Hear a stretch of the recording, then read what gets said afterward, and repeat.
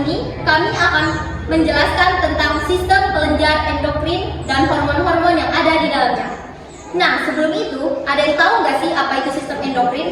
Sistem endokrin adalah sistem organ yang tersusun atas kelenjar-kelenjar yang mensekresikan hormon-hormon. Hormon itu sendiri adalah zat kimia yang mengatur tentang pengendalian dan pengaturan metabolisme tubuh, pertumbuhan dan perkembangan, tingkat energi, reproduksi, respon terhadap cedera, stres, dan suasana hati. Kelenjar endokrin ini juga disebut sebagai kelenjar buntu, karena kelenjar ini tidak memiliki saluran pembuangan. Hormon yang disekresikan oleh kelenjar endokrin akan masuk ke dalam aliran darah untuk diangkut menuju ke organ-organ target. Ada beberapa macam kelenjar endokrin. Mari kita bahas satu persatu kelenjar endokrin beserta fungsi-fungsinya.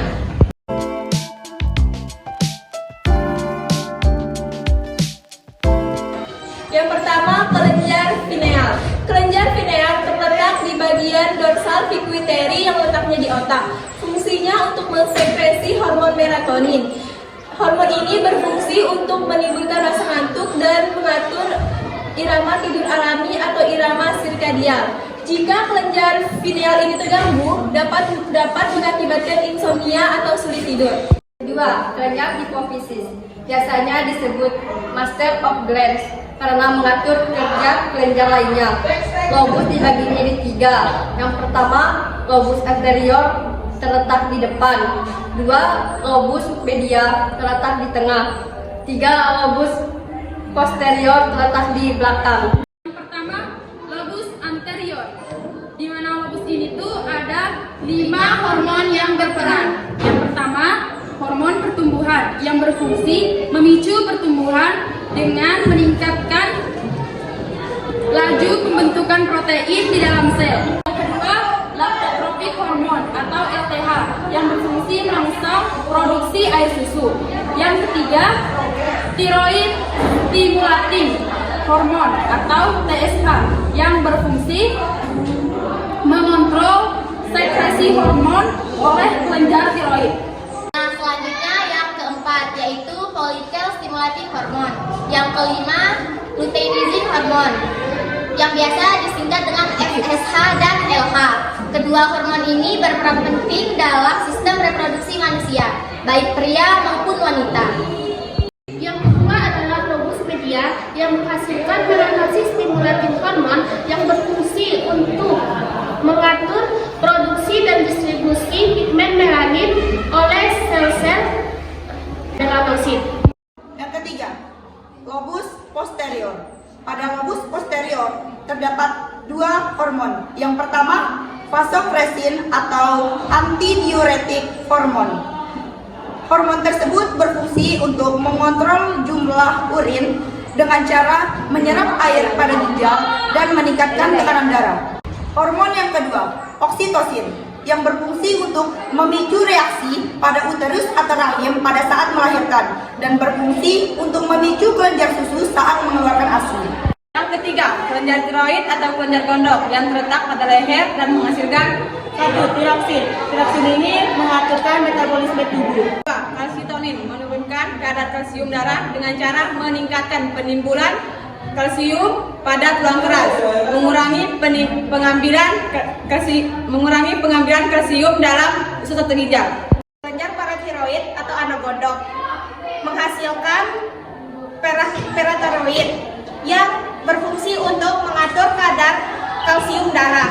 Apabila kadar kalsium darah terlalu rendah, maka paratiroid memicu penyerapan pada tulang, usus, dan ginjal sehingga kadar darah normal. Selanjutnya 5, kelenjar timus, yaitu kelenjar yang terdapat di dalam rongga dada yang fungsinya adalah untuk penimbunan hormon pertumbuhan sehingga setelah dewasa kelenjar timus ini tidak berfungsi lagi karena proses pertumbuhan telah selesai. Selanjutnya, yang keenam ada disebut dengan kelenjar pulau-pulau Langerhans atau biasa disebut dengan pankreas. Adalah kelenjar ganda yang dimana selain sebagai kelenjar eksokrin yang menghasilkan enzim, kelenjar tersebut juga menghasilkan hormon yang dimana bagian dari pankreas tepatnya berada di 3 sel, yaitu Kelenjar endokrin ini tepatnya berada di 3 sel. Yang pertama sel alfa, yang kedua sel beta, yang ketiga sel delta. Yang dimana sel alfa menghasilkan hormon glukagon, sel beta menghasilkan insulin, dan sel delta menghasilkan hormon somatostatin. kemudian yang pertama glukosa, merubah glukogen gula otot menjadi glukosa atau gula darah.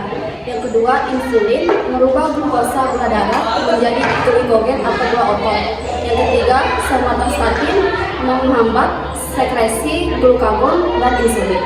7. Kelenjar adrenal atau anak ginjal memiliki hormon korteks adrenal yang terdiri dari mineral okotiroid yang berfungsi mengatur metabolisme mineral.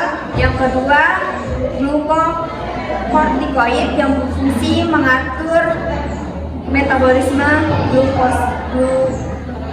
glukosa.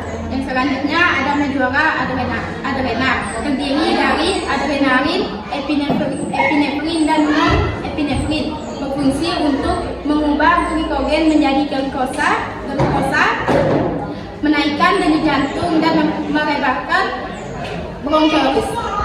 Yang kedelapan yaitu kelenjar gonad atau kelenjar kelamin, terdapat pada pria yaitu testis dan terdapat pada wanita yaitu ovarium. Testis. Pada testis terdapat hormon testosteron yang berfungsi memacu pembentukan sperma, mendorong pertumbuhan sekunder pria seperti suara menjadi besar, dada bertambah bidang, tumbuh kumis, jenggot, dan rambut di sekitar alat kelamin. Ovarium. Pada ovarium ini memiliki 2 hormon, yaitu hormon yang pertama estrogen dan progesteron. Hormon estrogen ini berfungsi untuk menstimulasi ovulasi dan pembuahan sekunder pada wanita, seperti siklus menstruasi, ovulasi mulai menghasilkan sel telur, pinggul membesar, perkembangan payudara, dan juga mulai menumbuh rambut pada sekitar alat kelamin. Sedangkan pada hormon progesteron berfungsi untuk menggalang pertumbuhan dinding rahim atau uterus. Hormon-hormon pencernaan antara lain gastrin. Gastrin adalah diskresi oleh dinding lambung dan berfungsi untuk memicu sekresi getah-getah lambung. Kedua, sekretin. Disekresikan oleh dinding duodenum yang berfungsi memicu sekresi pada getah pankreas. Yang ketiga, kolesistokinin. Disekresi di dinding duodenum berfungsi untuk memicu pengeluaran getah empedu.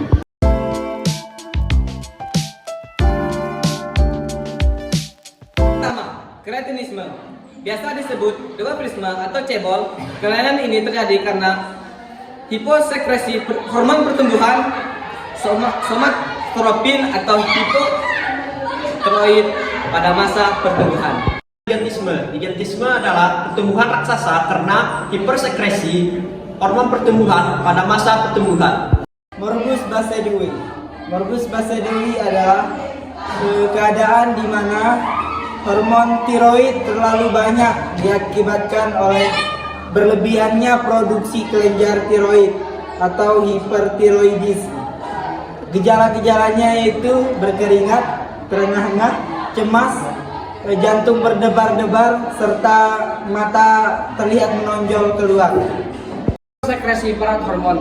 Terlalu banyak perat hormon menyebabkan terlalu banyak kalsium tulang dilarutkan ke darah sehingga memicu osteoporosis. Selanjutnya, diabetes mellitus. Diabetes mellitus adalah insulin terlalu rendah menyebabkan gula darah atau glukosa terlalu tinggi. Yang selanjutnya diabetes insipidus, yaitu hiposekresi antidiuretik hormon sehingga urin yang terbentuk sangat banyak. Selanjutnya adalah akromegali. Akromegali adalah hipersekresi hormon pada dewasa, yaitu masa pertumbuhan sudah selesai, sehingga terjadi pembesaran dan pemanjangan di seluruh ujung-ujung tubuh, seperti jari-jari, telinga, dan dagu. Selanjutnya, antison merupakan gangguan yang terjadi akibat kerusakan kelenjar adrenal sehingga produksi hormon kortisol dan aldosteron berkurang. Penyakit ini juga disebut hipotiroidisme.